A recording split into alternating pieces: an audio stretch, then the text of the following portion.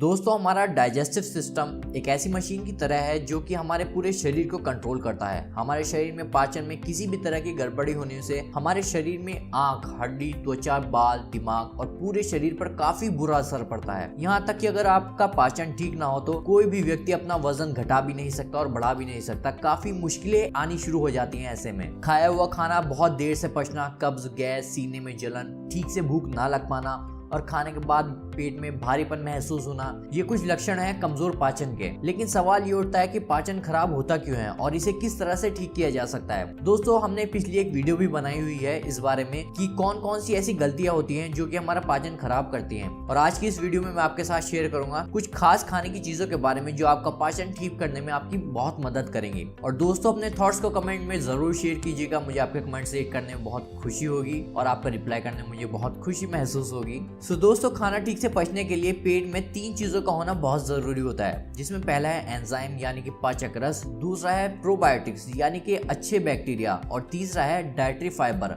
अगर पेट में इन तीनों में से किसी भी एक चीज की कमी होती है तो इससे पाचन में खुद ब खुद गड़बड़ी होना पैदा शुरू हो जाती है।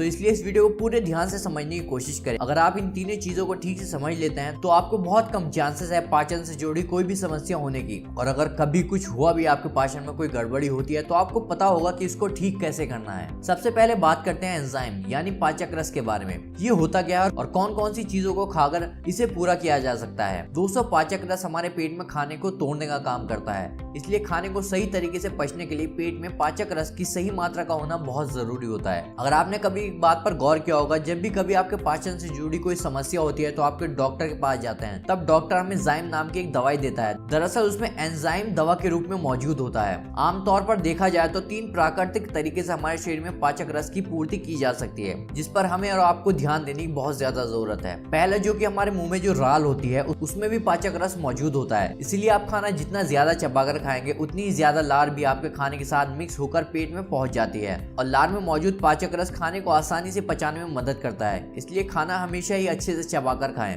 आमतौर पर एक लुकमे को तकरीबन 30 से 35 बार चबाना बेहतर माना जाता है। उसके बाद खाना पेट में जाने के बाद हमारा पेट भी पाचक रस प्रोड्यूस करता है, जिससे कि खाने को और भी अच्छी तरह तोड़ना आसान हो जाता है। लेकिन लोग अक्सर एक गलती कर देते हैं कि खाना खाने के तुरंत बाद पानी पी लेते हैं, और तुरंत बाद पानी पीने से पेट में ठीक से पाचक रस की मात्रा नहीं निकल पाती, जिससे कि पाचन में गड़बड़ी होने लगती है। इसलिए पानी हमेशा खाने के आधे घंटे बाद पीना चाहिए ताकि पेट में पाचक रस ठीक से निकल सके। लेकिन सिर्फ इतना ही नहीं, पाचन शक्ति को बढ़ाने के लिए कुछ खाने की चीजों के जरिए भी पाचक रस की कमी को पूरा करना बेहद जरूरी है। और इसके लिए खाना खाने से 1 मिनट पहले आप छोटा टुकड़ा एक अदरक का, एक बटन के बराबर आप छोटा टुकड़ा अदरक का चबा चबा कर खाएं। और ऐसा इसलिए कि अदरक पेट में जाने के बाद पाचक रस की मात्रा को बढ़ा देता है, जिससे खाना पचने की प्रक्रिया और भी ज्यादा तेज हो जाती है। इसके अलावा लगभग हर कच्चे खाने में पाचक रस मौजूद होता है, लेकिन यहाँ ये भी समस्या है कि जैसे हम खाने को पकाते हैं तो उसमें मौजूद पाचक रस गर्मी के संपर्क में आने से पूरी तरह से खत्म हो जाते हैं। इसीलिए जो चीज कच्चा खाने लायक हो उन्हें अपने खाने में कच्चा ही शामिल करना चाहिए। इसके लिए आप किसी भी फल या फिर सलाद के रूप में गाजर, खीरा जैसी चीजों का इस्तेमाल कर सकते हैं, क्योंकि इन सभी में पाचक रस की अच्छी मात्रा मौजूद होती है। पाचन शक्ति को बढ़ाने के लिए दूसरी चीज जरूरी होती है, वो है पेट में सही मात्रा में अच्छे बैक्टीरियाज का होना।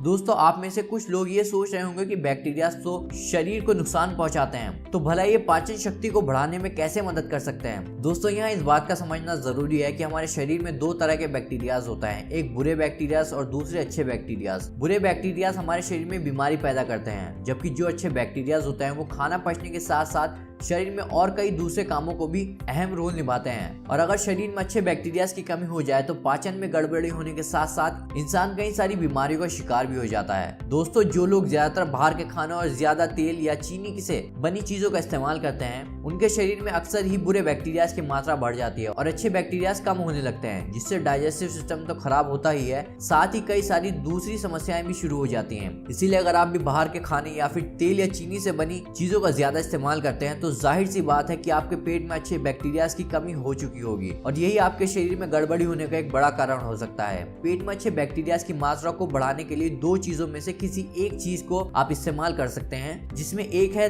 दही और दूसरा है एप्पल साइडर विनेगर। इन दोनों चीजों में अच्छे बैक्टीरिया की मात्रा अच्छी क्वांटिटी में होती है जो कि पाचन शक्ति को बढ़ाने के लिए बहुत मदद करती है। अगर आप दही का इस्तेमाल करना चाहते हैं तो थोड़ी सी दही में थोड़ा सा जीरा पाउडर डालकर सुबह के नाश्ते में या फिर दोपहर के खाने के साथ आप इसे ले सकते हैं। और अगर आप एप्पल साइडर विनेगर का इस्तेमाल करना चाहते हैं तो इसके लिए आप एक छोटा चम्मच एप्पल साइडर विनेगर का एक गिलास में हल्के गर्म पानी के साथ सुबह खाली पेट इस्तेमाल आपको करना है। या फिर आप ऐसा कर सकते हैं कि सलाद के ऊपर एप्पल साइडर विनेगर डालकर भी इस्तेमाल कर सकते हैं। लेकिन ध्यान रखिए, एक दिन में ज्यादा से ज्यादा 2 छोटे चम्मच एप्पल साइडर विनेगर का इस्तेमाल कर सकते हैं आप। साथ ही कंपनी चाहे कोई भी हो, आपको ऐसा एप्पल साइडर विनेगर लेना है जो कि फिल्टर ना हुआ हो। आप बॉटल को हिला करके देखेंगे तो आपको इसमें छोटे छोटे टुकड़े नजर आने चाहिए। पाचन शक्ति को बढ़ाने के लिए तीसरा सबसे अहम चीज है डाइटरी फाइबर। दोस्तों, अगर आपके खाने में फाइबर ना हो तो आपको कब्ज होना और खाने के बाद पेट में गैस बनना पक्की बात है। और ऐसा इसलिए क्योंकि वो फाइबर ही होता है जो खाने में मौजूद सभी पोषक तत्वों को कंट्रोल करता है और ये आंतों में जमे वेस्ट पदार्थ को भी बाहर निकालता है। तो इसीलिए हर किसी के लिए समझना जरूरी होता है कि किस खाने में फाइबर होता है और किस खाने में नहीं।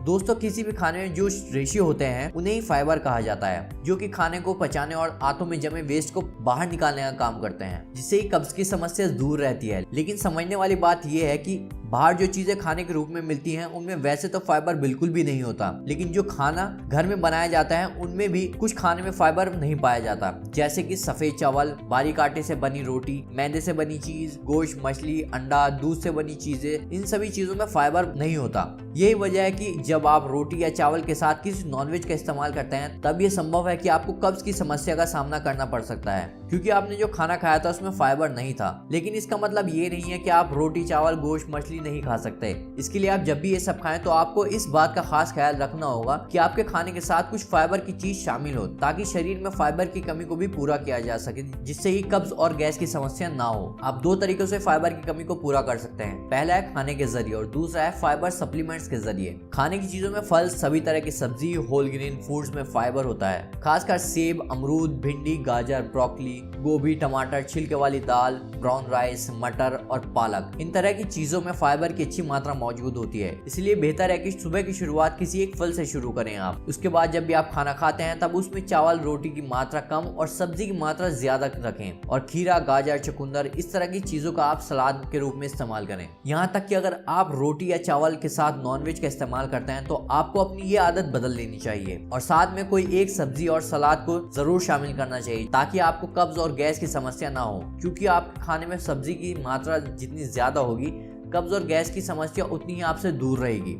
लेकिन एक बात मैं भी जानता हूँ कि आजकल की लाइफस्टाइल के हिसाब से खाने में सब्जी की मात्रा का इस्तेमाल कर पाना हर किसी के लिए मुमकिन नहीं है। इसलिए जब भी आपको ये लगे कि जितनी सब्जी आपको खानी चाहिए थी उतनी आप नहीं खा पाए, तब ऐसे में फाइबर सप्लीमेंट्स का इस्तेमाल किया जा सकता है और इसके लिए इसबगोल की भुस्सी का इस्तेमाल करना एक बेहतर ऑप्शन है, क्योंकि इसबगोल एक फाइबर सप्लीमेंट होता है जो कि सब्जी कम खाने की वजह से फाइबर की कमी को पूरा करता है। इसे इस्तेमाल करने का तरीका ये है कि एक छोटा चम्मच इसबगोल की भुस्सी का एक गिलास पानी में डालकर 5 से 10 मिनट के लिए छोड़ दें और जब ये पूरी तरह से फूल जाए तब आप इसको किसी भी खाने के 15 से 20 मिनट के बाद इसका इस्तेमाल कर सकते हैं। लेकिन खासकर रात के खाने के बाद इसका इस्तेमाल जरूर करना चाहिए, ताकि आपको कब्ज की समस्या ना हो। लेकिन एक बात और ध्यान रखनी जरूरी है आपको कि इसबगोल की भुस्सी बिना फ्लेवर वाली ही इस्तेमाल करें, क्योंकि वही प्योर होती है और वही आपके लिए फायदेमंद भी होगी। और एक बात और आपको ध्यान में रखनी है कि आपको ऐसा नहीं करना है सब्जी को छोड़कर आप सिर्फ इसबगोल की भुस्सी पर ही डिपेंड हो जाएं, क्योंकि इसबगोल में सिर्फ फाइबर होता है और सब्जियों से फाइबर के साथ आपको विटामिन और मिनरल्स भी मिल जाते हैं, जो कि शरीर के और ऑर्गन्स के लिए काफी मददगार होते हैं। इसलिए इसबगोल के साथ साथ जहां तक हो सके सब्जी और फल को भी अपनी डाइट में शामिल जरूर करें। तो दोस्तों, आज की वीडियो में बस इतना ही। आई होप कि आपको ये वीडियो काफी इंफॉर्मेटिव लगी होगी, आपको काफी इंफॉर्मेशन इस वीडियो से मिली होगी। और आपको इस वीडियो के बारे में क्या कहना है आप हमें कमेंट्स में शेयर करके बता सकते हैं।